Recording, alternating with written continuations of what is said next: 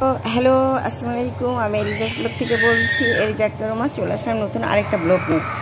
এই যে দেখতে পাচ্ছেন জিরা বাটা, জিরা গুঁড়া, তারপরে হলুদ গুঁড়া, মরিচের গুঁড়া, লবণ, আদা বাটা, রসুন বাটা সব আমি 1 চা চামচের একটু বেশি করে নিয়ে নিয়েছি।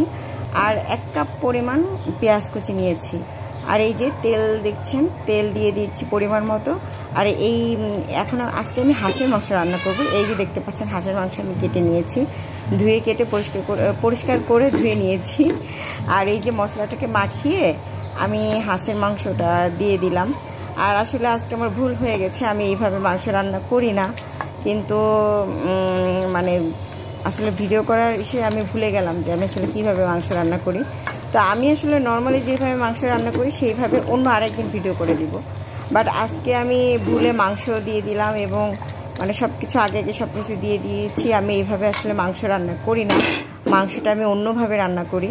তো যাই হোক, আজকে আমি মাখিয়ে রান্না করা শুরু করে দিয়েছি। এই যে মাখিয়ে এই যে অল্প অল্প পানি দিয়ে আমি এটা কষিয়ে নিচ্ছি। দেখেন, অল্প অল্প পানি দিয়ে আমি এই যে মাংসটাকে কষিয়ে নিয়েছি। আর এখনও হয়নি কষানো। আর এই যে দেখতে পাচ্ছেন তেজপাতা, লবঙ্গ, তারপরে এলাচ, এগুলো দিয়ে দিব এখন। এটা আমার আগে দিতে ভুলে গিয়েছি, তাই আমি এখন দিচ্ছি। আপনারা পারলে আগেও দিবেন, সমস্যা নেই আসলে। তো এই যে আমি দিয়ে দিয়েছি এটাকে ভালো, আমি একদমই অল্প অল্প পানি দিয়ে আমি মাংসটাকে আসলে কষাচ্ছি। মানে অনেকটা সময় নিয়ে আমি এটাকে কষিয়েছি। দেখেন, এটা কিন্তু মাংসটা কিন্তু এখন নাড়তে আমার কষ্ট হচ্ছে না, একদমই হালকা হয়ে গেছে।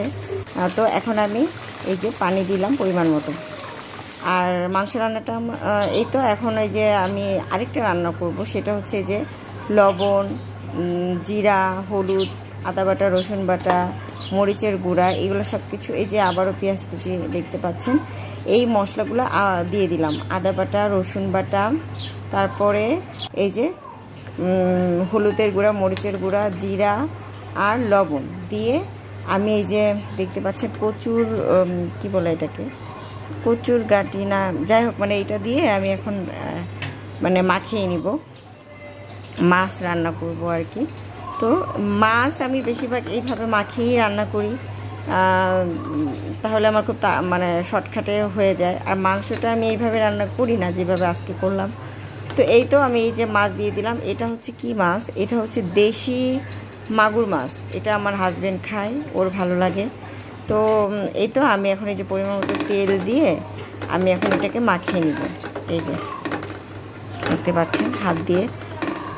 পেঁয়াজটাকে আগে মাখিয়ে নিলে মনে হয় ভালো হতো, কিন্তু এই যে বললাম যে আজকে আমি খুবই তাড়াহুড়া করে রান্না করছি, আগে আমি গাঁটিগুলো দিয়ে দিলাম। আগে পেঁয়াজটাকে মাখিয়ে পরে গাঁটি দিলে ভালো হতো। যাই হোক, আমি মাখিয়ে নিচ্ছি সুন্দর মতো করে মথে। আগে পেঁয়াজটা মথে নিলে ভালো হয় আর কি। তাও আমি আসলে তাড়াহুড়া করছি, আমার রান্না করার সময় আমার প্রচুর তাড়াহুড়া থাকে, মানে এইটা ধাপ ধাপ ধাপ করে রান্না করে ফেলি। মানে আমি অনেকক্ষণ রান্না করে থাকি না, রান্নাঘরে থেকে সব পরিষ্কার টরিষ্কার করে আমার সব শেষ, মানে এরকম। তো এই যে মাছ দিয়ে দিলাম, মাছ দিয়ে এখন আমি এটাকে ভালোভাবে মাখিয়ে এই যে পরিমাণ মতো পানি দিয়ে এটাকে চড়িয়ে দেবো। এটা একবারেই হয়ে যাবে। এই যে দেখেন পানিটা, মাছ আমার হয়ে গেছে।